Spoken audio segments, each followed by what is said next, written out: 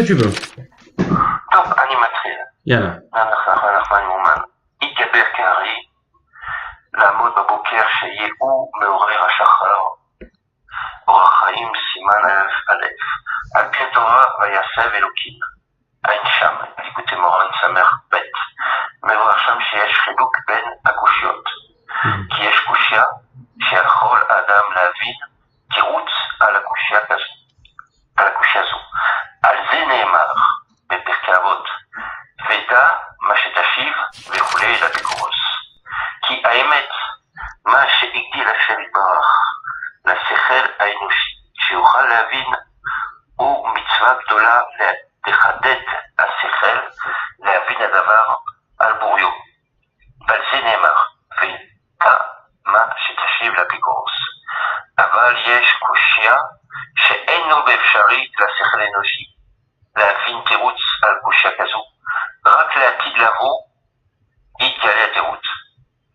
אסור לאדם לעיין בהם.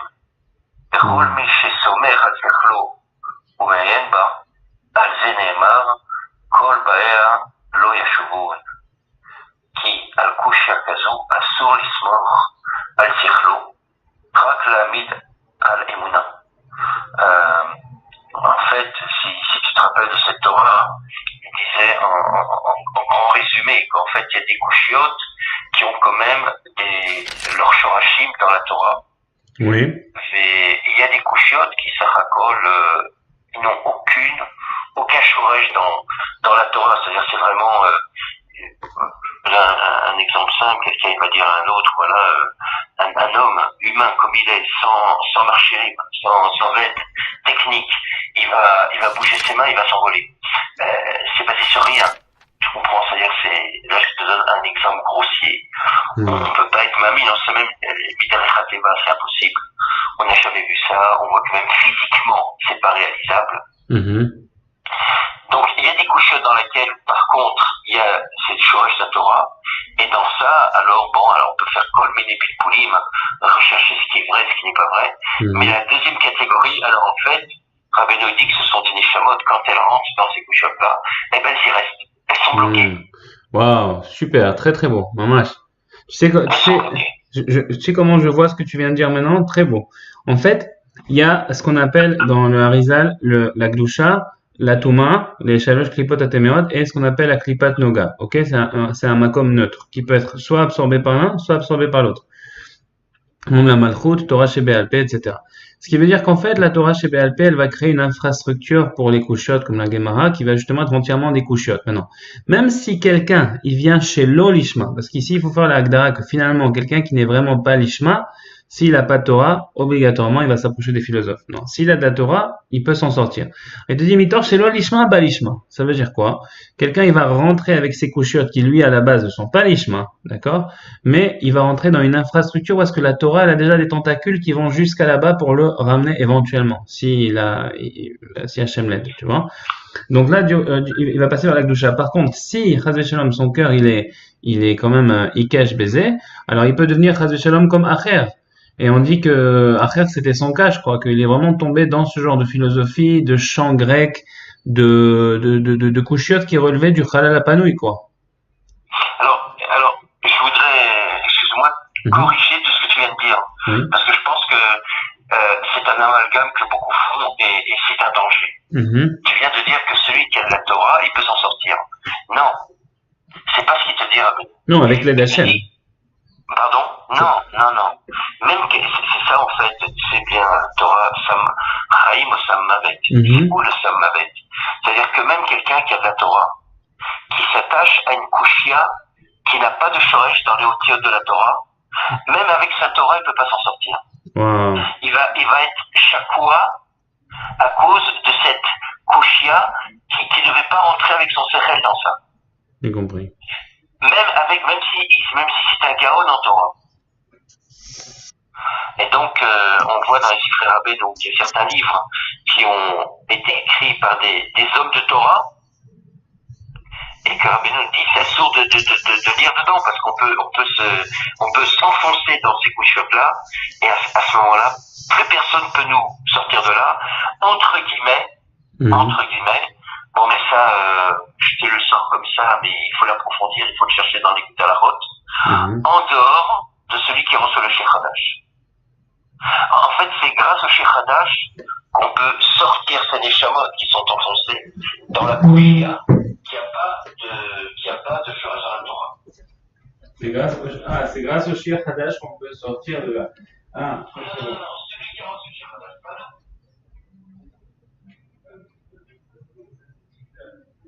Pourquoi pas nous? Parce que je vais te dire une chose. Hier, justement, cette Torah, elle est magnifique. La Torah 56, là, elle est incroyable. Il te dit, la dépression, d'accord, c'est un truc d'ailleurs qui caractérise notre génération beaucoup, d'accord. Alors la dépression, c'est un roi ra comme ça, qui provient qui vient sur l'homme. Maintenant, même dans la Torah, on le voit avec Shaoul, ce roi ra, il provient d'où? Il provient d'un Yehush, à un certain niveau, tu vois. Et ce Yehush, il est mécacher la personne avec ce genre de couchiotte. Je vais t'expliquer pourquoi. Parce que dans la psychologie de quelqu'un qui est déprimé, d'accord, et là, c'est lié avec ce qu'il dit le Pirkei Avot. Bon, d'abord, il dit Atzvut va'atzlut. C'est marqué plusieurs fois Atzvut va'atzlut parce que c'est le même concept. Et Simcha vezrizut, c'est aussi un autre concept parallèle, tu vois. Alors, conséquemment, quelqu'un qui est be'atzvut, qui est déprimé, d'accord, parce qu'il a un yehush, alors il va devenir Hatzel. Et qu'est-ce qu'il te dit le Pirkei Avot par rapport à ça? Il te dit, qu'est-ce qu'il dit le Hatzel? Même si on dit que le Melech il est dans la ville, alors il va dire non, il y a un lion qui peut venir à ma porte, genre des raisonnements qui ont rien à voir, quoi. Et en fait, quand tu vois les philosophes et tout ça, ok, Rabbi Nachman utilise les Shoresh Haraz, les Amalek, etc. et tout, mais pourquoi ils en sont arrivés là? Tu sais pourquoi les philosophes sont arrivés là? Parce que ils ont été mechaber le sechel, les kushiot, qui a priori c'est légitime, ils ont été mechaber otam avec le moteur du Yehush. Parce qu'ils ont dit, on n'a qu'une seule vie. Et de toute manière, on est venu ici dans ce monde, c'est comme une punition. On va venir, on va mourir. Alors autant l'état à vote, autant ci, autant ça. Et ils ont trouvé tous des paramètres pour pouvoir finalement rationaliser et se permettre le fait qu'ils sont béliers au Gamour et qu'ils essayent de faire des ch'touillottes pour continuer à vivre malgré tout. C'est ça la psychologie de Amalek. Bon, après, les Allemands, Razvé Shalom, ils marchaient mal, mais il a dit Koulam Hitler, mais les Allemands, c'était des grands malades. Ça veut dire qu'ils faisaient des orgies, ils mangeaient, ils se faisaient vomir comme les Romains, mais jusqu'à aujourd'hui, tu vois. Leur psychologie, c'est voilà, on n'a rien à faire dans ce monde, alors viens, on essaie de le brûler avec des tavotes, des conneries, et de philosophie. Et les plus grands philosophes du monde moderne, pas les anciens que c'était les Grecs, mais les modernes, c'est les Allemands. Alors pourquoi je te dis que le Sheikh Hadash, c'est que moi, pour revenir à ce qu'on avait dit, c'est que moi personnellement, bon, grâce à Dieu dans ma vie, j'ai pas été beaucoup déprimé, tu vois, mais quand même, après cette maladie et tout, j'ai eu des moments très durs, et vraiment. Et ce que je vais te dire, c'est que il y a des moments où est-ce que ce roi-là de dépression, il vient sur toi, d'accord? Et tu t'aperçois qu'il n'y a rien au monde qui peut t'aider à ce moment-là. Pourquoi? Parce que toutes les svarot d'Igdusha, elles ont leur opposé dans des svarot qui n'ont pas de sens. Et même à la fin, même la personne déprimée, même si tu lui parles de Olam Haba, elle te dit je m'en fous. Même si tu lui parles de Honesh, elle te dit je m'en fous. Même si tu lui parles de n'importe quoi qui fait du sens, elle te dit je m'en fous. Parce que pour elle, ça fait pas de sens à ce moment-là. Par contre, quand le Sheikh Hadash vient, c'est la seule chose qu'une personne déprimée peut être ma'amine. Tu sais pourquoi? Parce que ça n'a pas de achiza dans le sechel. C'est un makif gamour qui sera toujours un makif. Ça veut dire que kol kar chez Rabbi Israël a dit quoi? Apetek kol ma shitgale yoter ishaer sod yoter. Pourquoi? Parce que c'est un makif infini, c'est un makif qui grandit, c'est une émouna incroyable. Et moi, oui, tu oublies de dire la fin. Quoi? Ce que tu as dit, c'est la moitié du dibour de Rabbi Israël. Il a dit Kol shea apetek yale ishaer sod. Quel? Vegamani. C'est ça qu'il a dit. Vegamani. Je savais pas ça, hein? Bah oui, tu savais que la moitié. Alors, je voudrais revenir à ce que tu as dit et je vous répète. Il y a deux sortes de couchiotes. Il y a deux sortes d'apikoursout. Une qui a son shoresh dans l'auteur de la Torah. Et je suis d'accord avec toi, tout ce que tu as dit sur le petit Kaon et tout ça. Tu as raison. Mais il y a une couchia, même si le bonhomme il a un bagage énorme en Torah, s'il rentre dans des couchiottes qui n'ont pas d'origine dans les otiotes de la Torah, alors il est chaque dans ça et il est bloqué, il est bloqué. Il n'y a que le tzaddik qui reçoit le Shechadash qui peut le sortir. Mais tu penses pas que c'est le cas aujourd'hui de tout le monde? Pardon? Tu penses pas que c'est le cas de tout le monde aujourd'hui? Mais non, les gens aujourd'hui qui étudient la Torah, il y a quand même plein de gens qui quand même étudient les halachot, la Gemara, tout ce que tu veux. Quand ils ont des couchiotes, ça ne veut pas dire qu'automatiquement ils s'appuient sur des couchiotes qui sont sans origine de la Torah. Non, mais je parle pas des gens dans la Torah. Mais moi, quand je parle de tout le monde, je parle du Rov Ador. Il a pas de Torah. Non, alors, je pense que non. Je pense que le Rov adore la Tmimout. C'est pour cela qu'on voit que finalement, Rabbeinu, ce n'est que le début. Il rapproche petit à petit, il rapproche tout le monde, même les gens dans la Torah. Non, vraisemblablement, c'est des couchiotes qui sont vraiment masikot, mamash. C'est pour cela que dans le Chayei Moharan, tu vois que Rabbeinu nous dit et cite les noms des livres de pas bichlal les lire. C'est très fin. Le bonhomme qui le lit, qui étudie la Torah, et pense qu'il fait quelque chose de bien. Mais ça lui détruit son cerveau, c'est pogem basechet shelo, c'est pogem baimuna shelo. C'est de ça dont il parle. Tu comprends? C'est une sakana. Je pense que s'il n'y avait pas Rabbeinu, s'il n'y avait pas eu Rabbi Israël qui nous ont aidés à faire des birourim, mais n'importe qui de nous aurait pu tomber facilement dans des couchiottes sans savoir que c'est des couchiottes qu'on peut pas s'en sortir mais tu sais pourquoi je te parle comme ça en fait, je te dis parce que moi dans ce domaine-là j'ai eu malheureusement et heureusement une expérience très très profonde de par plusieurs facteurs. Un des facteurs c'est que mon père, j'adore mon père, il est magnifique, tu vois. Mais mon père, lui, ses parents quand il est venu en Israël, ils l'ont mis dans des écoles, dans des écoles qui étaient même pas juives, tu vois, à Yafo. C'est une école de jésuites, tu vois, où est-ce qu'il a appris là-bas pendant des années quand il était en Israël. En Israël. Et conséquemment, lui, il a beaucoup touché à la philosophie, tu vois, pas parce qu'il le voulait, mais parce qu'il il a bercé, il a baigné dans ça, etc., etc. Beaucoup, beaucoup, beaucoup. Donc moi, énormément de mon chinour a été imbibé de ça. Et conséquemment, ça m'a fait un mal énorme. Bon, après un bien énorme, parce que après tu as mis ta père et les Torah, Baruch Hashem, mais ça m'a fait un mal énorme. Et jusqu'à aujourd'hui, et là, grâce à Dieu, je crois que j'en sors totalement, mais même sans t'en rendre compte, et sans même avoir de couchiottes dans ta tête à toi, parce que parfois les couchiottes, elles sont pas Beit Galia. Et ça, c'est un point très important. Les couchiottes, parfois, elles sont Beit Kassia. Ça veut dire que c'est une maréchette de pensée qu'on t'a transmise, qui est basé sur des couchiottes qui n'ont pas de réponse, mais qui n'a pas mais qui n'est pas révélé dans ton conscient, tu comprends? Et conséquemment, ça te crée un blocage que tu peux même pas expliquer, qui finalement va te bloquer à toi-même sans que tu saches pourquoi tu es bloqué. Et finalement, ça peut même te causer un certain youch à certains niveaux. Et c'est pour ça que je te dis que moi, aujourd'hui, tu vois, même si c'est vrai qu'il y a encore plein de gens pshutim, mais ça c'est vrai grâce à Dieu, et aussi dans la Torah, et aussi dans le Chol, mais il y a une influence globale comme ça de philosophie. Je te dirais même plus, d'accord? Ça c'est très très intéressant. Après, bon, si tu veux, on va pas trop être mitaka, mais c'est quand même très intéressant. C'est que comment dire, c'est marqué dans la Milchama de Amalek, tu vois. Que bon, après Rachid dit plein de trucs là-bas, il y a plein de commentaires. Mais une des choses, c'est que bon, Amalek, il était Achuz Bibgam Abrit, c'était ça sa signature. Etc. Aussi, Amalek, où il était Achuz Bemishkav Zachur. Ça veut dire que ils avaient beaucoup ça dans leur culture à eux. Maintenant, ce qui est intéressant, c'est que tous les philosophes grecs, et écoute bien ce que je te dis, d'accord? Tous les philosophes grecs, ils étaient gays en même temps qu'ils étaient mariés. Ça, c'est connu, parce que moi, j'ai étudié l'histoire, tu vois, de ça. Tous, sans exception. Platon et tout ça, Tralawad, ils étaient tous gays. En plus d'être mariés, c'était la mode, c'était comme ça. Pourquoi? C'était les philosophes, c'était ci, c'était ça. Et exactement comme Amalek. Et de nos jours, d'accord, même si les gens pshutim, ils sont plus ou moins préservés à un certain niveau de toutes les couchiottes, tu sais comment Amalek fait? Bon, Amalek, déjà, c'est les universités, les ci, les ça, les grandes philosophies, mais tu sais comment il fait pour transmettre une maréchette de couchiottes sans réponse au peuple?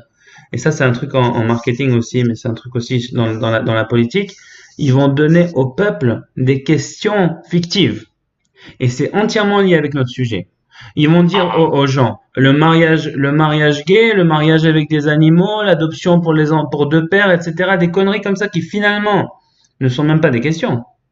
La Torah, elle t'a dit non. Elle t'a dit non, il n'y a même pas une question, Birkla. C'est-à-dire que même le Sechel Enoshi, même quelqu'un qui est même pas juif, il te dit vous êtes des grands malades de penser comme ça. Et malgré tout, ils immiscent ces questions dans la société pour pouvoir créer un safek gadol, des doutes gadol, que après la personne, même une personne pas chaude, il peut se dire ah ben écoute, je sais pas, peut-être je vais pas me marier, peut-être que je suis pas fait pour ci, peut-être je suis pas fait pour ça. Moi, tu sais que quand j'avais 13 ans, c'est incroyable parce que mon père, il a été mis chez les jésuites quand il avait justement 13 ans. Et moi, tu sais quand j'avais 13 ans, où est-ce que j'ai été? À l'école à Montréal, l'école internationale. Et tu sais, c'était quoi le grand thème de l'année là-bas quand on avait 13 ans? Ils ont dit à tous les enfants, posez-vous la question. Peut-être que vous êtes gay, peut-être que vous êtes ci, peut-être que vous êtes ça. N'ayez pas peur, soyez-le. Alors c'était des grands malades. Dis-moi, c'est pour moi, bon, mais ça Ouais, c'est peut-être personnel d'un ouais, point de vue familial, ouais, mais pour moi c'est un ridouche parce que généralement, ouais. les juifs qui sont d'origine du Maroc, Mhm. ils étaient assez traditionnalistes. Comment c'est possible que des juifs d'origine Non, marocaine pas mettent leurs tous, enfants? pas tous, pas tous. Alors je te dis, au Maroc, il y avait deux catégories, d'accord? Il y a la catégorie des Marocains, il y a trois catégories. Il y a les Marocains chleux, qui sont genre les Ars, si on veut dire. Il y a les Marocains qu'on appelle les Shloch. Il y avait les Marocains qui étaient traditionnalistes, qui se posaient pas trop de questions, la tradition, etc. Et il y avait les Marocains élites. Or, les Marocains élites, ils sont partis majoritairement en France. Ils ont fait énormément d'études, parfois des médecins, des ci, des ça, et aussi des philosophes. Bon, il y avait une catégorie comme ça. Alors mon père, lui, il appartenait pas aux deux premières. Je comprends, c'était vraiment des gens, des Baal Machashava quasi. Et dans la famille, on avait des grands rabbins, des grands tzadikim, etc. Mais malheureusement, quand tu mets un grand sechel que tu as travaillé pendant des générations dans la Torah et que tu le jettes sans Torah, il va chercher des réponses à ces questions. Et conséquemment, ça va entrer dans la philosophie, etc. Et aussi avec l'alliance, tu sais, l'assimilation, la connerie, ils ont voulu le mettre dans les meilleures écoles, etc., etc. Ils disaient que voilà, le système français, si et ça. Et comme c'était Oui, mais une des... attends, là je parle pas de ton père, je te parle de tes grands-parents. Mettre leur fils chez les jésuites pour des personnes qui ont connu le judaïsme marocain, c'est un Non, ridouche. alors, pas tout, en fait, il y en a plus que je croyais. C'était pas entièrement un ridouche parce que eux, ils disaient, l'avenir, c'est la France. On a vécu avec des Arabes pendant tout ce temps-là. Maintenant, la culture, la parnassa, le mode de vie que nous. Ouais, d'accord, mais quand même, un petit écart chez Bah, les à l'époque, il y avait que deux écoles. Il y en avait une à Yafo qui était les jésuites, il y en avait une autre qui était ailleurs. Il y en avait que deux. Donc c'est peut-être pour ça, par rapport au niveau, ils habitaient à Petar Tikva, c'est peut-être pour ça. Ils voulaient pas aller chez les jésuites. Mais ils ont dit bon, lui il sortait quand il y avait des cours de catéchèse et tout, donc Razvé Shalom, il n'y avait pas de lien du tout avec ça. Mais quand même, ils ont voulu le mettre dans une école française. Et notamment les Français, c'est les Grecs modernes. C'est connu. Alors moi, j'ai vécu la même genre de pas de couche de galoute comme ça, qui m'ont mis dans une école, qui posait des questions assez aberrantes, parce que les gens, et après à 13 ans, c'est traumatisant d'avoir des questions comme ça, parce que c'est des questions Mhm. qui existent même pas. Ils existent même pas, tu comprends? Alors, après Bassov, en plus, ce qui était encore plus traumatisant, c'est que dans la classe l'année d'après, on a vu qu'il y avait des mecs qui avaient tourné et qui s'embrassaient dans l'école, etc. Et toi, quand tu vois ça et t'as 13, 14 ans, mais tu te dis, tu t'as même pas les kélim pour pouvoir supporter des couchiottes pareilles. Alors la vérité, moi, tu veux que je te dise, c'est ça qui a fait que j'ai fait tchouva. J'ai tellement senti que j'étais étranger. C'était comme des extraterrestres pour moi. Étranger à ce système, c'était Sodome et Gomorrhe. Tout de suite, il y a un jour un truc qui s'est passé que dans ma neshama, c'est même pas comment c'est possible. Toute ma vie, j'étais traditionnel, ma mine, on faisait Shabbat le vendredi soir, etc. Je mettais les tefillin, j'avais confiance en Hachem, même si j'étais pas religieux. Et il y a un jour où je me suis réveillé le matin, après toutes ces couchettes et tout, et j'arrivais même plus à croire en Hachem. Tu y crois? Ça, c'est un chidouche. Pour moi, ça, c'est un chidouche, parce que j'ai jamais entendu une histoire pareille. Quelqu'un qui était athée, qui a commencé à croire en Hachem, je connais. Mais quelqu'un qui croyait en Hachem et pitom qui arrive plus à croire en lui, je connais pas. Alors, j'ai vécu ça, et la vérité, tu veux que je te dise, ça m'a tellement traumatisé de pas pouvoir croire en Hachem quand je me suis levé le matin. J'ai fait un pacte avec Hachem, même si je croyais plus en lui, je lui ai dit à côté de vous, je crois plus en toi, mais si tu n'existes pas, ma vie, elle n'a pas de sens et je veux plus la vivre. J'ai dit, si tu existes, Alors moi, je suis prêt à te donner toutes mes ta'avot. Et à l'époque, j'avais plein de choses. J'adorais manger de la bonne nourriture, j'adorais lire des magazines de voitures, etc., etc. Plein de trucs comme ça. J'ai tout arrêté. Pendant 6 mois, du jour au lendemain, j'ai tout arrêté. Et à un tel point que j'ai perdu 40 kilos, mes notes ont chuté. Si, ça, j'étais comme un ermite. Ah, et comme j'aimais dormir, je dormais même plus. J'ai dit à Hachem, tout ce que j'aime faire, je te le donne parce que je veux plus vivre dans ce monde si tu ne reviens pas vers moi. Et après, j'ai eu un NES 6 mois plus tard, vraiment, j'ai eu un gros NES. Et là, la Emouna, elle a commencé à revenir. Et après, je suis devenu religieux à l'âge de 15 ans, tu vois. Mais pour te dire que ces couchiottes-là, elles existent dans la société même sous forme de non-couchiottes, sous forme de cheval de Troie. Et c'est pour ça qu'aujourd'hui, Tel Aviv, la raison pour laquelle les gens ils se disent Riloni et pas religieux, c'est parce qu'ils sont entièrement coincés dans ces couchiottes. C'est tout. Alors le Shir Hadash, Ah, moi, ça, moi j'ai une autre émouna pour ça, mais bon, c'est quoi? je pense que c'est très fort. Hein? C'est quoi ta Emouna dans ça? Hein? Allô? Allô?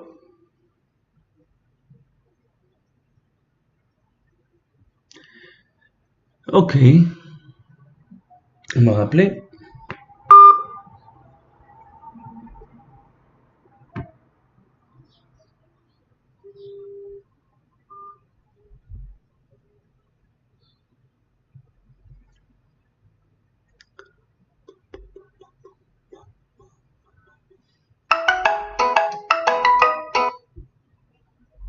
Allô? Oui, on a été coupé ou on s'entendait plus. Hein? Ouais, je sais, parfois c'est les cimes. Ok. Ah, Ah, alors, bon, mais c'est Maïmouna, mais je peux pas t'apporter de preuves là-dessus. C'est-à-dire qu'en fait, à une époque, Tel Aviv, d'ailleurs, il y a encore des signes à Tel Aviv, tu vois plein de bâtiments.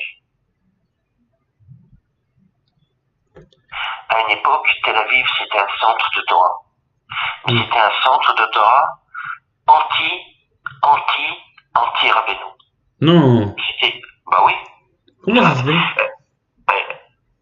Dis-moi, t'es sérieux ou quoi?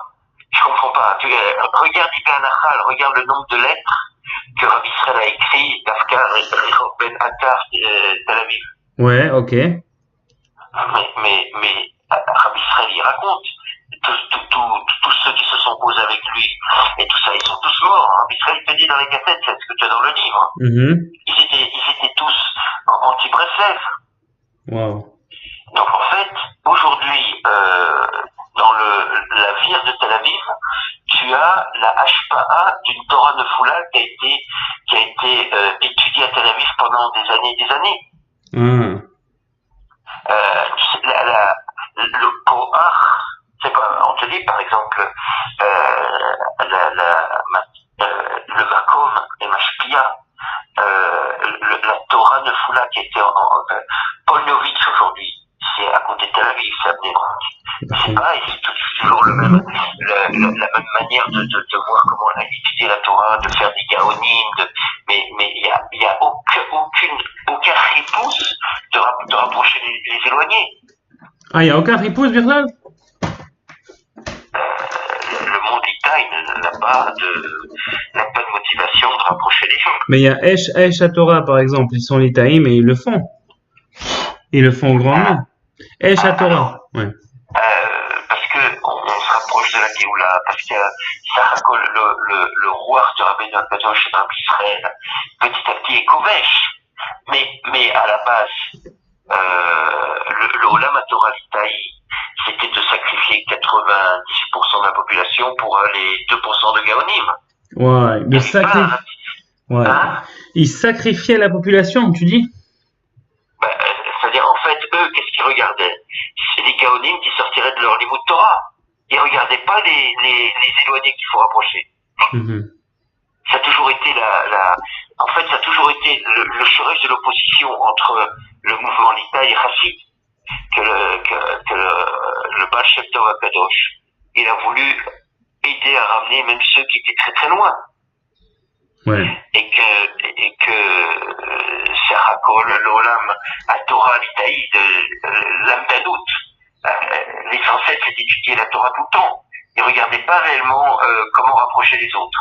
Pour eux, l'important, c'était d'avoir ces gaonim-là avec le petit arros qu'ils arrivaient à avoir par rapport au nombre de Bachouré, de Talmidei Torah. Mhm. Tu comprends? Oui. Bon, on va continuer dans le texte. Je pense quand même que c'est pas tout à fait pas shoot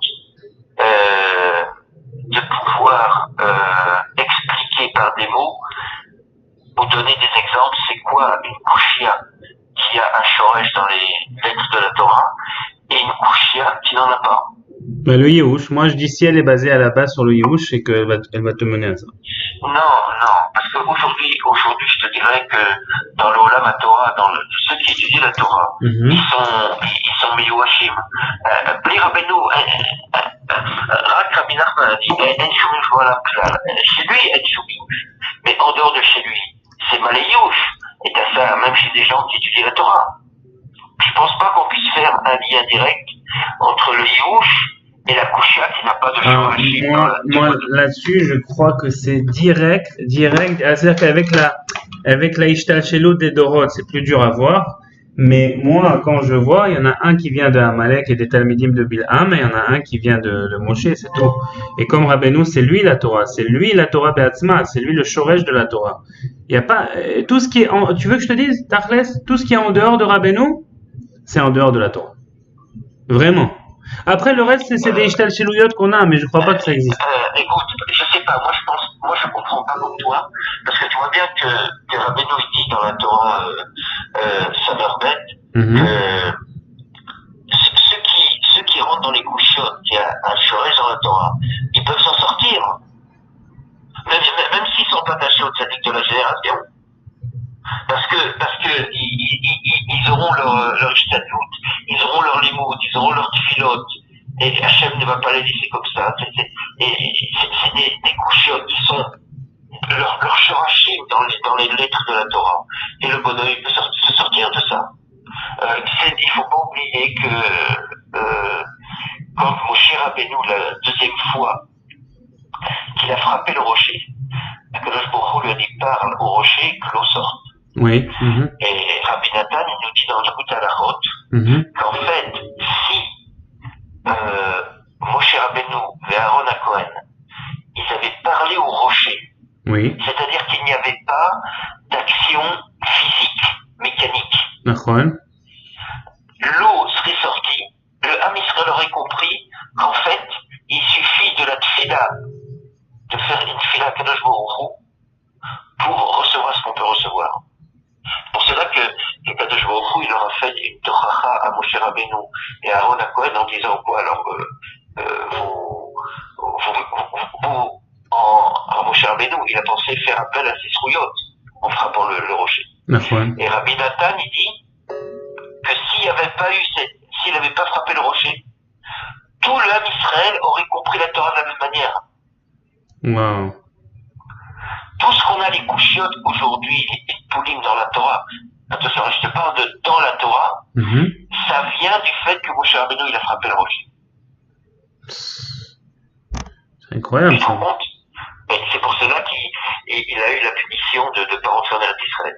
Ouais, c'est-à-dire que du coup, tout le monde aurait été rapproché de Rabbeinu direct, quoi, parce que lui, tout le Inyan, c'est de parler au rocher. Voilà, c'est-à-dire qu'en fait, tout l'Am Israël aurait compris la Torah de la même manière. Il n'y aurait pas eu de différence de compréhension. Mais c'est ce qui est en train de se faire avec Rabbeinu, parce que Rabbeinu, Breslev, c'est quoi? C'est en fait, parle au rocher. Et c'est quoi Breslev? C'est Bassar Lev. Ça veut dire quoi Bassar Lev? Parle au rocher, de ton cœur.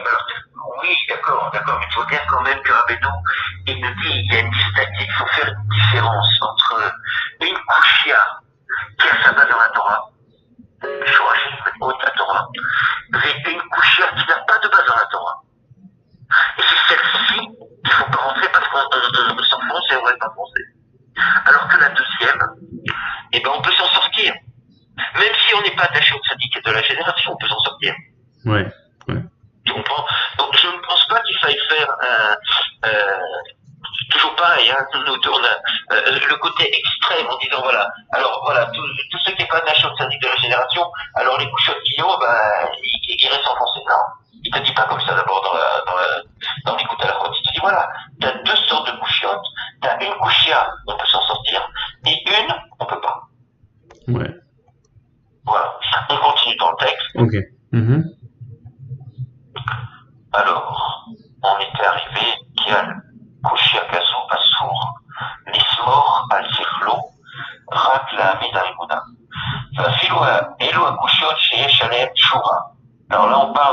celles, je te disais, qui ont des racines dans les lettres de la Torah. לפעמים נסתמו שבילי השכל ואינו יודע להשיב. ונזרק אפו אפיקורסות וכו'. Non, là, je trouve pas dans le texte où est-ce qu'on est. Pardon? Je ne trouve pas dans le texte où est-ce qu'on est. On est dans le Aleph, on est, qu'est-ce que je te dirais dans le Aleph? On est au début, Assur la dame Nayen Bahem. Ah, et puis quelques lettres, quelques lignes après le Mishneh Bet. Ah, d'accord, ok, c'est bon. D'accord. C'est bon, j'ai retrouvé. Alors, il te dit que même dans la Apikorsut qui est là d'aller à Tchouva, les familles נסתמו שבילי השכל ואינו יודע להשיב, ונזרק בו אפיקורסות וכו'. וזאת אפיקורסות היא לכל אחד לפי בחינתו. יכול להבין בין רב למעט.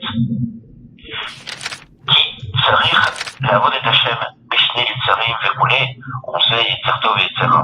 ובאמת, אם היה יודע האדם ידיעה בלב שלם, שמלוא כל הארץ כבודו, והקדוש ברוך הוא עומד בשעת התפילה ושומע התפילה. ודאי אתה מתפלל בהתלהבות גדול והיה מדקדק מאוד לכוון את דבריו. ובשביל זה שאדם אינו יודע זאת ידיעה בלב שלם, בשביל זה אינו מתלהב כל כך ואינו מדקדק כל כך וכו'. וכל זה נמשך מהסתרת הידיעה. מבחינת מחלוקת, בחינת חלק ליבם, בחינת הקושות שבאים על ידי שנסתמו שבילי השכל, עד שאינו יודע להשיב על הביקורסות שבליבו.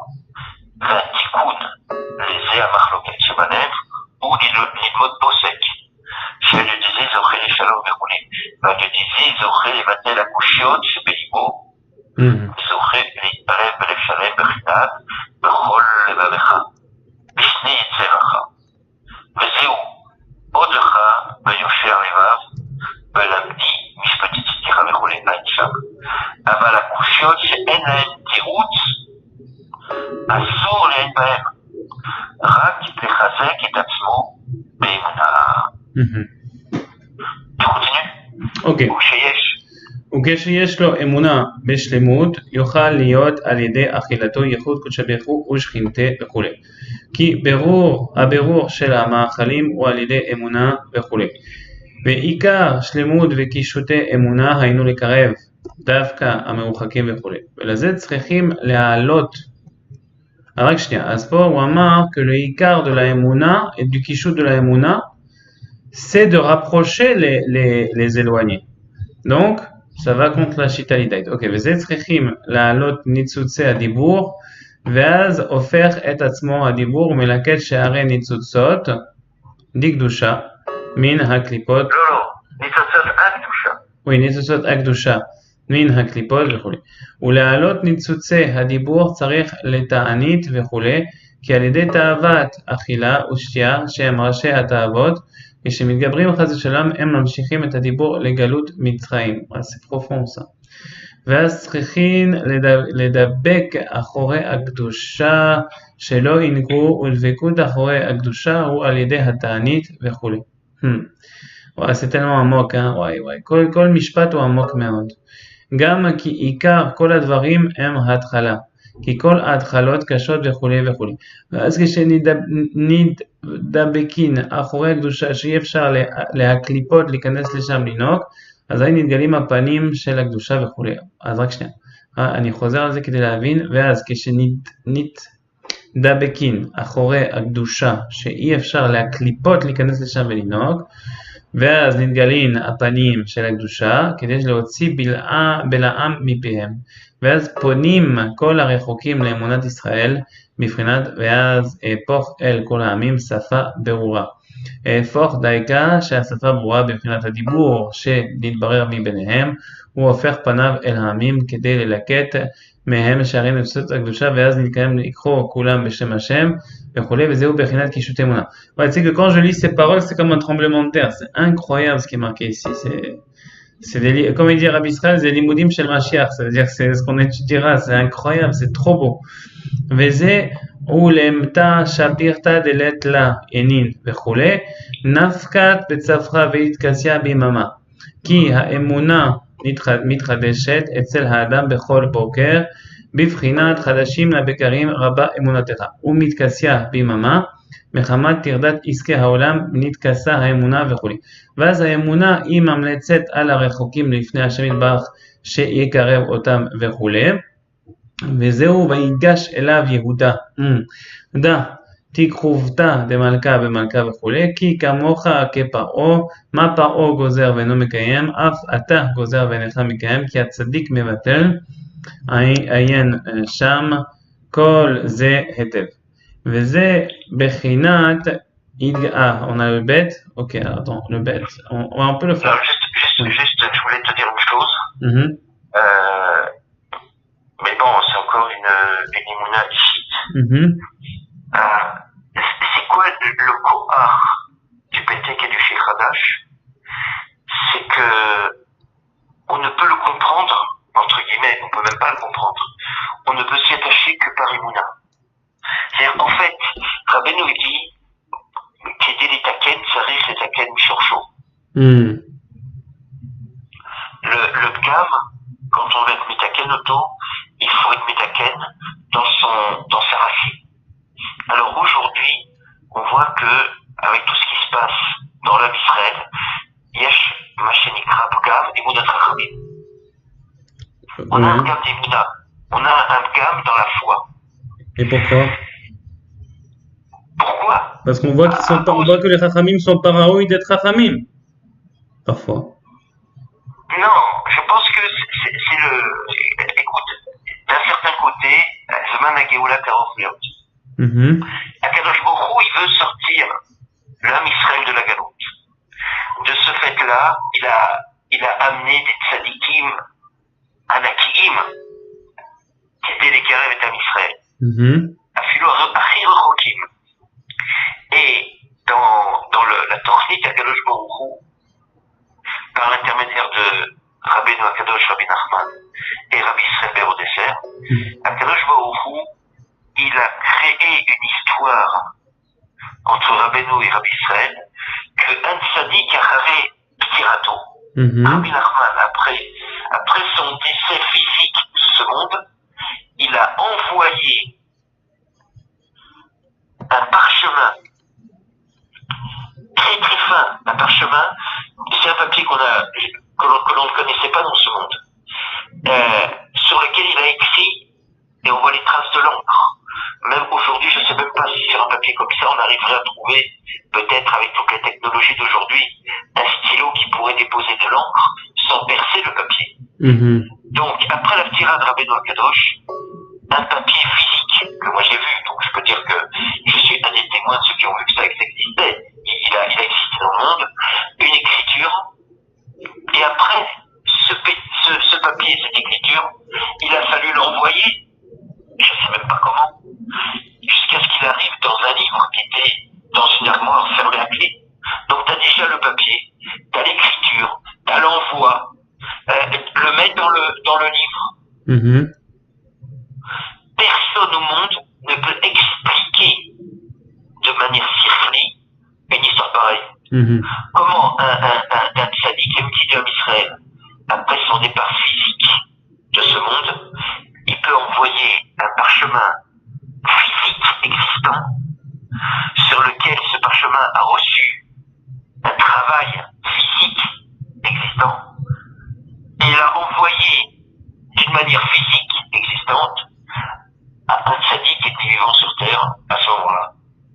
C'est-à-dire que finalement, toute l'histoire du Betek, en dehors du message qui est écrit dans le Betek, il est Kulo Emuna. T'en as jamais aucun homme ne pourra expliquer comment c'est possible. Bah c'est la Emuna, quoi. Il est Kulo Emuna. C'est-à-dire que pour être Metaken, le Pgam Emuna de la génération, Akadosh Baruch Hu, il a fait un Iyan Kulo Emuna que personne Mhm. Sans intermédiaire, on peut s'attacher à la Emouna. On peut se dire, voilà, je crois ce qui a existé, je crois à ce Bétek que j'ai vu, Mhm. moi personnellement, et que je pourrais jamais expliquer par des mots comment c'est possible. Donc, je m'attache à cette Emouna. נכון. Tu comprends? Et dans ça, c'est extraordinaire. Dans ça, c'est vraiment extraordinaire. Bah, c'est le plus récent miracle clali, quoi, parce que on a eu la Kabbalat Torah qu'on peut pas expliquer non plus, on a eu plein de miracles qu'on peut pas expliquer. Ça, c'est seulement le dernier des miracles clali, quoi, parce que généralement des miracles pratiques, il y en a, mais des miracles qui touchent à tout le Ham Israël, c'est aussi une autre Bechina. Et ça, en fait, c'est le dernier miracle de l'histoire du judaïsme. Alors, moi, je te dirais quand même, Mhm. une grande différence, mais encore, je te dis, c'est une opinion personnelle. C'est vrai que la Torah, on l'a reçue par miracle. Mhm. Mais tout l'âme Israël qui était au Mont Sinaï était témoin. נכון. Il y a eu un miracle, mais ils l'ont vu. Quand le Yam Souf s'est ouvert, ils l'ont vu. Quand ils ont vu les miracles qui s'est passé en Égypte, ils l'ont vu. Ok. Mais le Pétek, comment il a été envoyé à Israël? Personne ne l'a vu. Ok, ben alors attends, alors juste une couche, hein, je joue un peu l'avocat du truc, mais c'est parce que c'est important aussi de répondre à ça. C'est quoi la différence alors, hein, un Mavdil, Chaz v'Shalom, un Mavdil entre Mohamed par exemple et ça? Mohamed, le prophète des Arabes. Lui, d'accord, à ce qui paraît, il aurait vu l'ange Gabriel, et c'est possible qu'il ait vraiment vu, parce qu'il fallait qu'il ait une, parce que dans la Torah d'ailleurs, on voit que l'ange, il s'est présenté à Agar et à Ishmaël, et c'est possible, il a dit, et tu seras une grande nation, c'est possible fortement qu'il soit revenu à un Ben Adam qui s'appelait Mohamed, peu importe. Mais c'est quoi la différence entre un Sipour comme le Pétek et un Sipour comme celui de Mohamed, par exemple? C'est la, c'est la même Bechina d'un Nes qui s'est passé avec une personne. Non, je pense que tu passes, en fait, entre guillemets, tu joues sur les mots pour essayer de faire une corrélation. Tu m'as dit, c'est vrai, le Pétek, il est Koulo et Mounard, d'accord? Oui. Mais en fait, c'est un dévoilement physique dans le monde, Mhm. non seulement sans témoin, mais aussi, ce qui est écrit à la dernière ligne, personne au monde n'était au courant. Et ce message, c'est la mafter de la Géoula. Alors c'est vrai que les Yehudim en Mitzrayim, ils ont vu tous les miracles. Ils ont vu la mer s'ouvrir. Ils ont vu que l'eau a anéanti l'armée qui était considérée comme la plus puissante au monde. Et après, ils ont reçu la Torah. Alors c'est sûr qu'ils ont demandé à Moshe Rabbeinu eux, ils n'ont pas voulu le recevoir, c'est le chaliard de tout ça. Mhm. Mais dans l'histoire du Pétek, tu vois que finalement, personne ne savait, non seulement que Rabbi Israël avait reçu un Pétek, Mhm. et personne ne savait qu'il avait mangé le Yudan Betamos. Ok, non, d'accord. Mais ça, Et c'est le Gilui du Sheikh Hadash, dont Rabbi Shimon Bar Yochai dit dans le Tikkun Zohar, Mhm. que la délivrance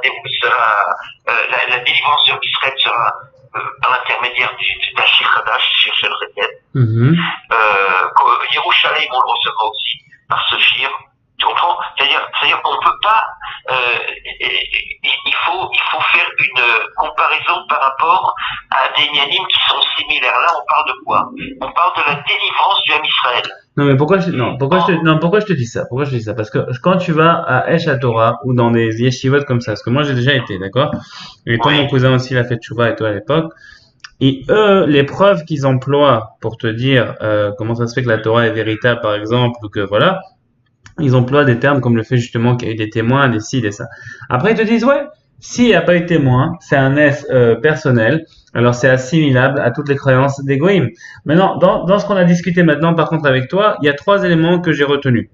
Un élément, c'est qu'il y a un aspect de névoie qui s'accomplit, de prophétie, entre guillemets, qui s'accomplit, par rapport au Zohar, par rapport à ci, par rapport à ça, qui était Kulo Ruach HaKodesh, de 1. De 2, il y a un aspect de Ben Vetalmid qui n'existe pas dans d'autres cas. Mais là, oui, et ça fait partie aussi du Nes. Donc, d'un côté, il y a la prophétie. D'un côté, il y a l'aspect de Ben Vetalmid, qui est aussi un Kesher très chazak. Et après, ces deux Edim-là, qui sont la prophétie et le Kesher de Ben Vetalmid avec la Smicha, etc., il y a aussi l'aspect, je crois, fondamental, et c'est ça la Khatima du Pétek, selon moi, c'est qu'il a dit, à Pétek, Kol Maji Galiyoter Ishaer Sod Vegamani. Ça veut dire que ça, c'est ça qui fait que le Nes, il restera toujours un Nes. Parce qu'il te dit, c'est marqué dans Sefer Amidot, Kevod Anes chez Ikre Be'etzna, ça c'est un des trucs. Et deuxièmement, que la tête ne peut pas comprendre. Tu sais, une fois ce qui m'a choqué, parce que là c'est des expériences de vie, tu vois, qui m'aident à comprendre après ces paroles quand on parle. On dit que les Arabes, ils sont ma'amin, d'accord? Mais bon, hein, mais après, ils sont ma'amin à un certain niveau, oui, plus que Esav. C'est pour ça qu'ils feront tchouva eux et pas Esav. Mais ils ont seulement une demi-brite, une demi-mila, tu vois. Alors une fois quand j'étais dans un taxi, j'ai parlé avec un chauffeur arabe, on a parlé pendant 10-15 minutes, et il m'a montré par A plus B que eux, ils croient seulement à ce qu'ils comprennent avec le sechel. Comme ça, il m'a dit. Le chauffeur arabe, il m'a parlé de tout son truc et tout, on était en train d'une discussion, il m'a dit, non, tu vois qu'il pouvait pas. Il dit, nous on croit seulement à ce qui est logique. Or, le pétek, ultimement, il y aura toujours un élément qui dépasse le sechel. Et je pense que c'est ça qui protège le Nes et qui est mavdil de toutes les conneries de ce monde. Parce que a priori, ça ressemble, c'est Yachid, c'est ci, c'est ça ressemble à plein de trucs dans les autres religions aussi. Mais les trois éléments qui sont de un, la massorette ou la prophétie, de deux, le Talmud et le 3, le fait qu'il soit au-delà du Sechel, je crois que c'est ça la chazaka qui vient protéger la chotemet du Pétek. Tu comprends un peu ce que je ressens? Oui, oui, oui, je comprends, mais je voulais te dire autre, c'est-à-dire par rapport à ce qui est écrit dans l'Écouté à la route, c'est quoi la différence entre Ishmaël et Israël? Si je me trompe pas, c'est dans l'Écouté à la route de Pessah. On dit qu'Ishmaël, c'est Abed, c'est Lo Yodea Dishol.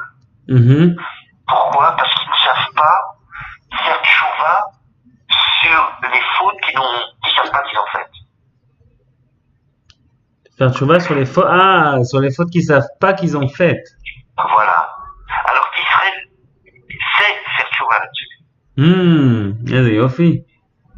Alors, pourquoi moi je te ramène en fait en te disant il faut comparer ce qui est comparable.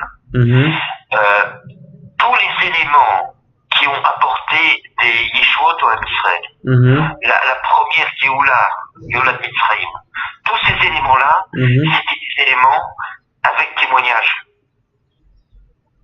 Oui, d'accord. Mais Ruach HaKodesh, Rabbi Shimon Bar Yochai dit que finalement, Be'atid, c'est-à-dire qu'il y a des générations qui savaient utiliser le nom d'Hachem, Yud avec des Vavke Bekdusha. C'est sûr qu'il faisait des Nissim et des Fléot à l'époque. Il dit que bon, avec le temps, ça sera sur la Israël de les utiliser. Mais avant la Géoula, chez Loyer, Yalot Acharea, Yigel Shechadash. En fait, tout le Gilouï qui va permettre la Géoula Sophite du Ham Israël, le Tikkun Sophite du Ham Israël, c'est un maasé que les seuls Edim, c'est Akadosh Baruch Hu et Tzadik Haemet. Le Ham Israël n'a pas été aide, n'ont pas vu, ils n'ont pas été shlichim de cette édoute. Ah, qu'est-ce que nous demande Akadosh Baruch Hu et Tzadik Haemet? Il nous demande, il n'y a pas eu d'Edim, on vous demande d'être Ma'amin. Et ça, je pense que c'est une grande différence avec toute l'histoire du Ham Israël. C'est qu'en fait, pour sortir le Ham Israël de la galoute, pour arriver à la Géoula Sophite, eh ben, il n'y a pas eu de témoignage d'un Yehudi. Et c'est quelque chose d'énorme. Parce que c'est Hakol, c'est Kulo Emouna. Tu vois que toutes les halachot, tu vois que toutes les... quand on veut juger, quand on veut prendre une décision, oui, mais c'est dangereux. Ouais, mais là, tu vois, je crois que peut-être qu'avec le temps, dans les études qu'on aura, ou avec le temps, on arrivera à faire le bureau, peut-être Beshlemout, Bezrat Hashem, mais tu sais, moi, ce qui m'a toujours étonné, je te dis ça entre toi et moi, hein, Mais ce qui m'a toujours étonné, c'est que je comprenais pas. Bon, après, tu m'as expliqué plein de trucs et tout, et j'ai compris un peu mieux, mais je comprenais pas comment toi, tu as pu faire pour être associé avec un bonhomme comme Ambash. Bon, après, j'ai compris que le bonhomme, on peut pas le juger, ci et ça, etc. J'ai compris aussi que. Mais en fait, ce que je comprends aussi dans ça, c'est que tu as raison, c'est qu'il faut être ma'amin, etc. Mais malgré tout, et ça c'est une écoute très très très sensible dans l'écoute Etzot, là-bas il te dit, comment dire, il te dit que bon, d'abord, adif les yod ma'amin mikol davar shelo les yod ma'amin klum, ça c'est de un. De deux, il te dit là-bas que comme la emuna, elle est au-delà du sechel, et que la emuna justement elle commence parce que le sechel ne rentre pas. Alors, comment tu vas savoir dans quoi être ma'amin? Parce que sinon, tu peux être ma'amin dans des shtout, tu comprends? Mais il te dit, mais Béhémet, celui qui veut vraiment être ma'amin Béhémet, alors Akadosh Baruch Hu, il lui donne de pouvoir voir merachok, la bonne chose qu'il faut être ma'amin. Mais ça, en soi, c'est un point qui est ultra sensible. Ah, voilà, Michela. Alors là, j'ai reçu un corrosaire de ce que tu as dit. Oui. Un discours de Rabbi Israël. Mm-hmm. C'est Mechazek, j'avais jamais pensé ça avant. Qu'est-ce que Rabbi Israël il a dit sur le Pétek? Il dit à Pétek, ou aide l'atzmo. Ou aide l'atzmo. Oh. Mm-hmm. Et c'est Mechazek encore plus que moi je te dis. C'est-à-dire qu'en fait, et c'est très très profond, c'est-à-dire qu'en fait, normalement, toute la base de la lacha, toute la base du mishpat, on cherche des énigmes. Rosh Chodesh, il fallait des énigmes pour voir que la lune commence à grandir. Pour prendre une décision de porter un jugement, il faut des énigmes. Maintenant, pour délivrer tout l'âme Israël, on nous offre un Inyan qui il n'y a pas de énigme. Pourquoi on va te suivre? Chazé Shalom, il n'y a pas de énigme. Non. À Pétek ou Aide Latzmo. Aide Latzmo. C'est Gadol Meod. Gadol Meod Meod, bêta. Alors maintenant, je voudrais faire une petite parenthèse parce que je crois que, en fait, la plupart des Chavérim ne m'ont pas compris dans le passé. Et je te le dis en quelques mots et tu le comprendras. Mm-hmm. Et quand tu verras l'historique, tu comprendras que ce que je te dis est vrai. Moi, quand il faut que tu comprennes, à l'âge de 30 ans, je mettais à peu près plus d'1h30 pour faire la tefila. Nathalie, à l'époque, pour moi, c'était environ 45 à 50 minutes. Quand j'ai fait ma lia, je comprenais ni l'hébreu, ni je parlais l'hébreu. Et j'avais la motivation, parce qu'on nous avait motivé en France, qu'on va faire des livres pour l'âme Israël, et on va être un fous, Ben Léoumi, et moi j'avais compris l'importance de parler de ses frères Abénou, de Rabbi Israël et du Pétek. Mm-hmm. Alors en fait, moi à l'époque, et dans ça, j'étais un peu un ridouche par rapport aux Chavérim qui se sont rapprochés. J'avais une motivation, parce que moi j'étais spécialiste dans le bois en France, j'avais une motivation de comprendre comment on fait des livres, techniquement. C'est-à-dire pendant des années, j'achetais le papier, je me déplaçais. Au moment où ils imprimaient, j'étais sur place à côté de l'imprimeur, ainsi de suite. Donc, c'est que techniquement, j'ai géré une coupa de Tzedaka pendant 28 ans. Il y avait un troum que je pouvais prendre sur moi, mais il y avait un troum que je pouvais pas prendre sur moi. C'était tout le côté rouhani. Quel message on peut transmettre au Ham Israël? Donc en fait, j'ai eu une approche de ceux qui ont connu Rabbi Israël et qui avaient un bagage de Torah, pour leur dire venez avec moi j'ai besoin de vous, venez avec moi pour le côté rouhani, pour faire des livres. Mm-hmm. Le seul qui était prêt à faire quelque chose, c'était Daniel Ambash. Mm-hmm. C'est pas que j'ai décidé d'aller avec lui. Comme on avait à l'époque la même motivation vis-à-vis de Israël, on a fonctionné ensemble, sachant qu'on était deux à Fourim les Gavrés. Alors la preuve la plus évidente de ce que je te dis, c'est que quand Daniel a décidé de rentrer dans la musique, moi je suis pas rentré dedans. Alors que nous on était les filles, on est mamache, oui. On avait deux quoi. Non mais c'est bien, non mais c'est bien ce que tu as dit à Pétek Oued Latzmo. Pourquoi? Parce que je crois, hein, dans mon cas, à moi, et ça c'est très très fin, mais là on touche au cœur du Inyan, je pense, un des cœurs en tout cas, c'est que le Pétek, on peut y croire avec la Bechina de Ed Leatzmo, et on peut y croire Bechitzoniut, et ultimement, c'est pas le même genre d'attache. Ultimement. Voilà, c'est tout. Parce que, tu veux que je te dise, quand il y a une marloquette, éventuellement, entre une personne et une autre, ou une marloquette, ou un péroud, ou peu importe pourquoi, mais il te dit matril beichuda ou mesaem bepirouda. C'est dans la Torah 56. C'est très très beau. D'ailleurs, beaucoup de choses que j'ai étudiées hier dans cette Torah sont applicables à ce qu'on étudie aujourd'hui. Et en fait, c'est lié à ça. Matril beichuda, ils commencent ensemble et ils terminent séparés. Mesaem bepirouda.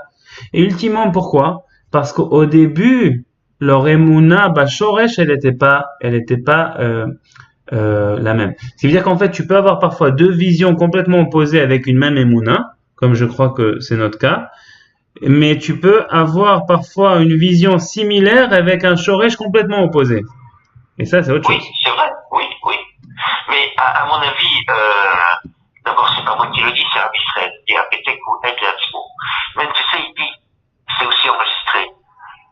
À Petek les routes, vers bas la Petek les routes. Ça veut dire quoi, ça? Ça veut dire, le Petek,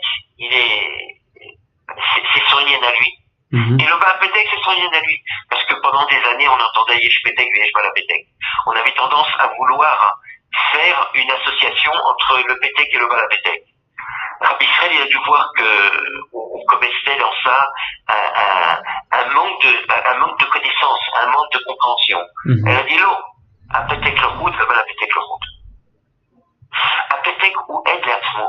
Un Petek n'a pas besoin de témoins.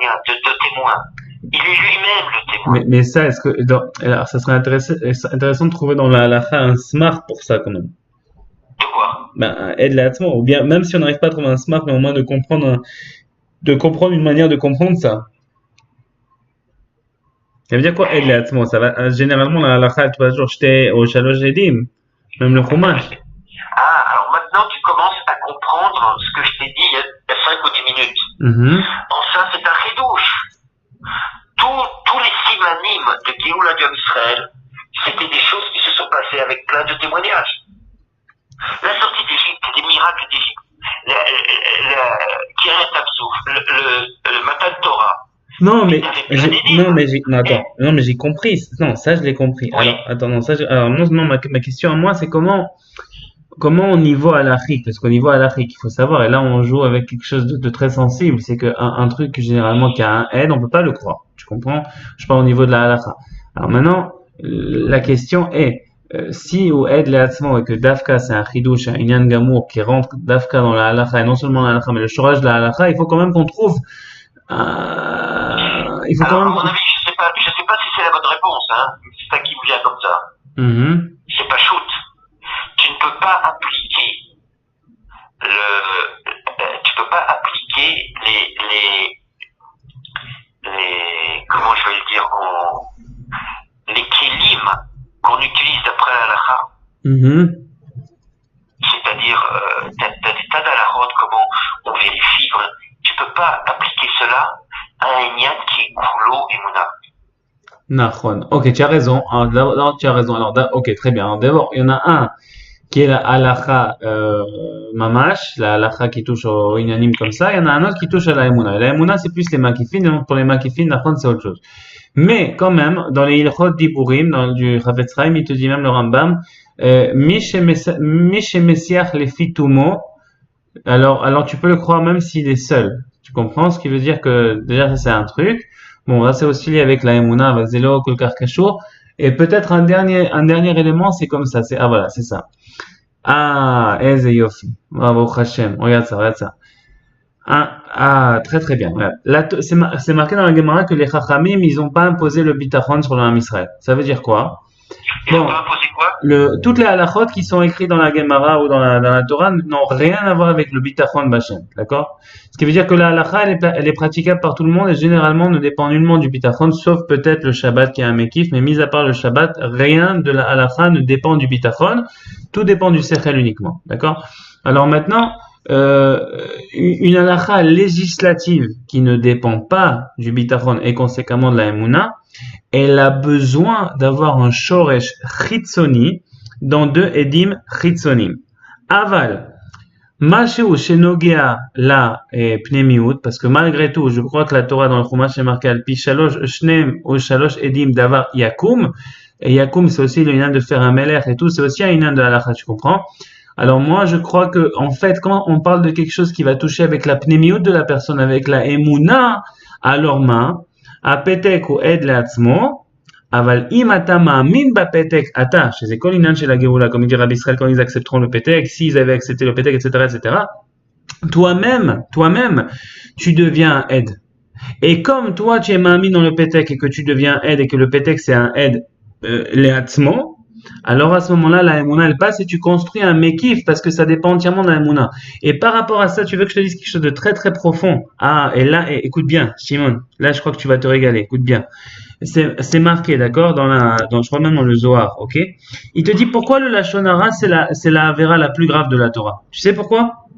Parce que le Samer même, ou aide les Hatzmo, ou aide, d'accord? Même si tu le vois pas, même s'il n'est pas une entité physique, le Samer même, c'est marqué qu'il est un aide devant Hachem, et qu'il a seulement une édoute, d'accord? Cette édoute, elle peut pas passer. Ça veut dire qu'il est mécatré constamment, mais ça peut rien faire parce qu'il est seulement un aide, d'accord? Maintenant, quand sur la terre, quelqu'un il fait du Lashon Hara, Chaz Shalom, alors c'est marqué que lui, il devient un deuxième aide et que Chaz Shalom, des grandes Gezerot Raot viennent sur les gens par le fait qu'ils sont accusés et par le Samer même et par la personne qui fait du Lashon Hara, Al Pishne Edim d'Avrayakou, ok? Alors maintenant, ce qui m'interpelle et ce que je trouve qui est magnifique dans ce Inyan là, c'est quoi? C'est que le Lashon Hara, donc c'est un mekif parce que c'est à un certain niveau, c'est un mekif dans le mal, tu vois, à un certain niveau, d'autant plus que personne n'est vraiment préservé, etc., etc. Mais ici, c'est marqué dans l'écouté à la faute que le Shir Chadash ou Ikar Tikkun Shlemut Alashon. Et que c'est le Tikkun AP. Finalement, il y a le Tikkun Abrid et le Tikkun AP. Et comme c'est le Tikkun AP à Shalem, le Shir Chadash, et le Petek, et que c'est le Tikkun Abrid de la bouche, tu comprends?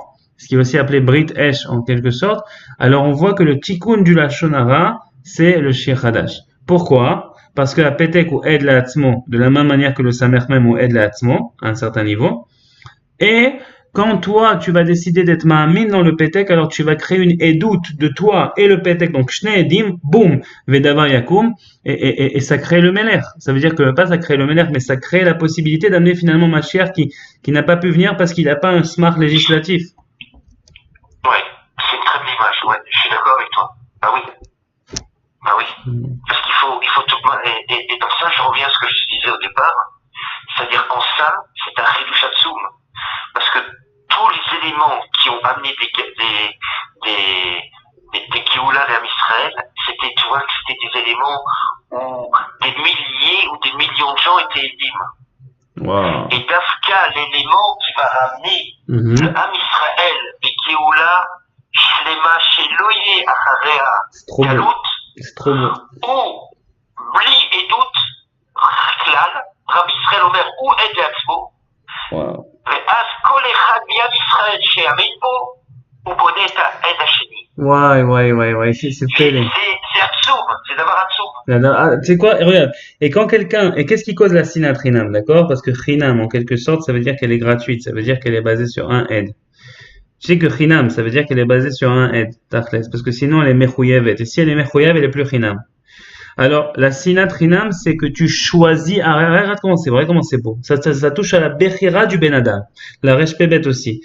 Ça veut dire quoi, sinat Rinam? Ça veut dire quoi, Tachles? Ça veut dire que c'est de la haine qui est basée sur un témoin. Et c'est pour ça qu'elle est Rinam. Et toi, quand tu décides de l'accepter, tu deviens Meshutaf et ça devient une Sina Befoal qui cause à la galoute, Bet Amikdash, destruction, etc. Par contre, qu'est-ce qui s'est marqué dans la halakha? Celui qui a volé est Arabim, parce qu'il y a Mezaké est Arabim, mais il y a aussi celui qui vole le Rabim. Celui qui vole le Rabim, c'est quoi son tikkun s'il sait pas à qui rendre? Eh ben, il doit donner à une tzedaka qui touche pour la toilette de tout l'arme Israël. Alors, conséquemment, quelqu'un qui fait du Lashon Hara, d'accord, ou qui juge mal les gens. Alors, c'est la sinat Rinam. Alors, lui, tu n'as même pas idée combien de Gezerot peut-être qu'il a amené, qu'il a fait, qu'il a ci, qu'il a ça, combien il a endommagé. Alors, Akadosh Baruch Hu lui dit, écoute, ok, maintenant, on arrive à la fin de la galoute qui a été causée justement par le Lashon Hara, comme c'est marqué dans la Gemara, par la sinat Rinam, etc. Maintenant, vous pouvez pas réparer les centaines, les milliers de personnes que vous avez été pogem dans cette galoute, chacun les filles Tikkuno. Alors, je vais vous donner à la fin du Dor je vais vous donner une mitzvah qui va réparer exactement teshuvat amishkal mamash, ze keneged ze. Ok, je vais vous donner une nekuda tova qui s'appelle quoi? Comme on avait vu, ha nekuda tova, qui s'appelle quoi? Le shir hadash, le petek. Et ça, c'est une nekuda tova qui est el leatzma. Mais de la même manière que le Samer même, il a été messie au train parce que lui, il était aide à dans le mal et que vous avez accepté d'être son shoutaf en faisant du lachonara et de la sinatrinam. Maintenant, si vous acceptez la nekuda tova et vous êtes ma'amin ba, et que vous êtes le deuxième aide, alors par cette mitzvah du shir chadash qui est ikar tikkun shlemut alashon qui a été la cause de toute notre galoute, alors conséquemment, vous réparez toutes les erreurs qui ont été faites pendant tous ces 2000 ans de galoute. Wow, c'est pélé. C'est pélé. C'est extraordinaire, hein? C'est pélé. Shimon, c'est pélé. Ouais. Non, le bureau qu'on a fait là aujourd'hui, tu sais, que je te dis, ça me manquait profondément parce que, on a vu ici, Damal et Hachib, les Apikores, il y en a plein qui te parlent, le style, le sale, le pétek et tout, mais ce qu'on a été Mevarer, Baruch Hashem, c'est une très très grande chose, je pense. C'est incroyable. Vas-y, ok. T'as encore le temps ou pas? Non, en fait là, c'est parce qu'aujourd'hui, comme on a repoussé à jeudi, ma femme, elle est avec moi aujourd'hui et il faut qu'on aille nettoyer un appartement et qu'on aille apporter là-bas des lits. Finalement, j'ai arrêté de nettoyer les appartements, je pouvais plus, j'avais pas la santé pour. J'ai vraiment essayé parce qu'il fallait que je sois quand je t'avais parlé de ma famille et tout, mais j'arrivais pas. Alors j'ai dit, tu sais quoi, Hachem, il y a Azor, je fais autre chose et je vais essayer de faire du mieux que je peux. Voilà, c'est tout. Donc aujourd'hui, on doit aller régler des appartements, donc je voudrais vraiment y aller, mais en tout cas, moi, je c'était super. Et, tu vois, on commence par-ci, par-ça, et Rabbeinu, il nous amène vers des inanim niflaim. Ah, ça, c'est extraordinaire. C'est un chidouche pour moi. Ah, les gars, moi. Alors, et ouais, c'est incroyable. C'est très beau. Moi, c'est très, très, très beau. Pour te faire participer, parce que c'est lié au libout qu'on fait ensemble. Hier, il y avait, tu connais Moshe, le Belge? Moshe. Ah, le Belge qui venait étudier avec nous à l'époque? À l'époque, oui. Eh ben, il a fermé un vort avec une fille qu'on voit souvent chez Rabbi Fred. Tu sais, elle met toujours de la musique. Ok. Tu vois qui c'est? Non, je vois pas, mais ok. Bon, et donc, c'était une famille haridi de Givat Shaoul qui faisait comme les Youssin, l'an 3, et la Seouda. Ils ont fait venir quelqu'un qui est l'Omet Torah, Mefougar, Mechoubad. Et à la fin, ils ont demandé alors Moshe, il a demandé à un des Chaverim qui a connu Rabbi Israël, hein, Daniel Zafran, s'il peut dire quelque chose. Alors il a dit non, moi je n'ai rien préparé. Alors il me demande à moi, il me dit Shimon, tu peux dire quelque chose? J'ai dit la vérité, moi aussi, j'ai rien préparé. Et puis j'ai dit bon, mais quand même, je vais vous dire quelque chose. Et je leur ai ramené le Inyan qu'en fait, parce que tu connais son histoire à Moshe. Il a été marié avec enfant, sa femme c'était une balle tchouva et finalement elle a laissé tomber la Yahadout et donc elle s'est retournée, je te fais un gros résumé, retournée contre son mari. D'ailleurs j'ai eu un jour une ashgacha avec lui, c'est lui qui me l'a dit. Il est allé chez Rabbi Israël et il me voit chez Rabbi Israël et on parlait d'un autre qui avait aussi souffert, David Cohen, on parlait de David Cohen et je lui ai dit comme ça, je lui ai dit écoute bien ce que je te dis, chez Rabbi Israël. Si tu es convoqué à la police, ne dis rien de ce que tu as fait. Ne dis rien du tout parce qu'ils vont te prendre, ils vont te mettre en prison. Je l'ai rencontré la semaine d'après et il me dit, Shimon, faut que je te dise, on était chez Rabbi Israël, tu m'as sauvé. Je dis, comment ça je t'ai sauvé? Il me dit, oui, figure-toi que la semaine dernière, quand tu m'as dit que tu étais convoqué par la police, tu ne racontes rien, eh ben, il était convoqué, il était chez Rabbi Israël avant. Et lui, il pensait tout raconter. Il se serait retrouvé en prison, tu te rends compte, Chazé Shalom. Il a eu des nissénissimes. Alors, vraiment, son histoire, c'est Enchoum Yifwalam Klal Mamash. Alors, j'ai parlé comme ça, je leur ai parlé, et j'ai parlé aussi de l'importance de la Nekuda Tova pour pouvoir arriver à la Tfila, que Rabbi Israël dit, Ikar, Ava Ve'ardout, Lo Listakel al Ra shel Hachaver, אפילו שנדמה שראתו גדול מאוד, רק לחפש ולמצוא נקודה טובה. Alors je leur ai dit, le Beth Amikdash, il a été brûlé à cause de la sinatrinam. Aujourd'hui, En Shum Olam Klal, c'est Rav Etzel Rabbeinu. Parce qu'aujourd'hui, tout le Olam Torah est Veillouche. Comment ça se fait que le Mashiach n'est pas encore arrivé? Et j'ai dit, mais par contre, on doit comprendre qu'on est Am Israël Echad. Assour l'Istakel al-Ra chez le Chaverou. Ouah, tu vas voir comment j'avais parlé. Celui qui était venu pour faire le chiour, ouah, tu veux que je te dise. Et pourtant, on voit que c'est un Baal Torah, tu vois. Ouah, à la fin, il a voulu être le premier à me serrer la main et tout ça. Au bout d'un moment, j'ai dit aux gens, finalement, c'est bien fait que j'ai rien préparé. Alors, il y a un qui était là, des Haridim qui était là. Il a dit, bien sûr, parce que tout ce que tu as dit, tu l'as dit avec le cœur. Il faut aller voir les pourris qui sont sortis. J'ai pensé à toi pendant que je parlais. Pourquoi? Parce que, en fait, tu sais, je vais te dire, aujourd'hui, c'est quoi les Torah? On parle de Moshe Rabbeinu, il y en a qui ont posé la question, est-ce que Moshe Rabbeinu, il paraît qu'il avait deux autres frères, des choses comme ça. Mais en fait, c'est quoi la Géoula? La Géoula, c'est de nous changer nous. Ouais. On va prendre un marchèv, on va lui mettre toute la Torah dans le marchèv, toutes les Shélot et toutes les Tchouvot. Quoi, on va se mettre à dire que le marchèv, c'est un tzaddik? Ça fait shalom? Je dis, on attend la Géoula, c'est mal la Géoula, Karouf Béhod. Akadosh Baruch Hu, il veut tous ses enfants. Ouais, il faut voir comment je leur ai parlé. J'ai pensé à toi. Ça veut dire quoi, j'ai pensé à toi? J'ai pensé qu'en fait, le or que deux personnes puissent étudier alors qu'ils ont des visions complètement très très différentes, ça crée un couard de dibour qui rentre dans le cœur des gens. Nahon, exactement. C'est exactement ça, Nahon. Parce que comment dire, parce qu'en quelque sorte, pas le lien de la picor, mais le lien que comme c'est une vision qui vient t'apporter des couchiottes, toi après tu es magdil ton date parce que tu dois être magdil ton date pour pouvoir finalement comprendre la position de l'autre qui est opposée. Et bah sauf oui, parce que si tu prends deux personnes qui pensent la même chose, alors ils n'auront pas ce couard de pouvoir faire bouger les gens. Nahon. Parce que les alcools, tu comprends ce que je veux dire? Ah, c'était très très spécial. Moi, je dis la vérité, c'est Rabbi Israël qui m'a. Bon, avant de parler, j'ai dit, je m'étais cher Rabbi Nonanar dans le Rouman.